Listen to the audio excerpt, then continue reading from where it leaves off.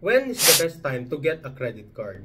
There's no appropriate time in getting a credit card, but it doesn't mean nga qualified na ka, you will going to apply or avail if naabay offer. Before getting a credit card, you need also to ask these following questions to yourself.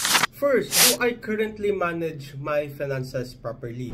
It means that makover up nimo tanan nimo expenses based sa imuhang mga needs on a monthly basis nga dili ka mo resort into utang.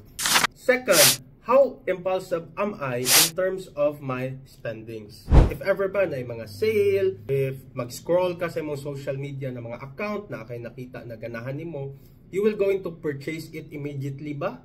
And then bahala na after? Or do you have self-control in terms of spendings or delaying it first? If you cannot handle your finances properly because also of how impulsive you are in terms of your spendings, I think you need to correct this behavior first before applying for a credit card. Because using it on your purchases, di magudi mo siya ma-appreciate because walay physical cash involved. But sinunya, pag end of the month, pag tanaw nimo sa mong statement, makurat na lang ka ngayon na kadako ang imuhang bayron nun.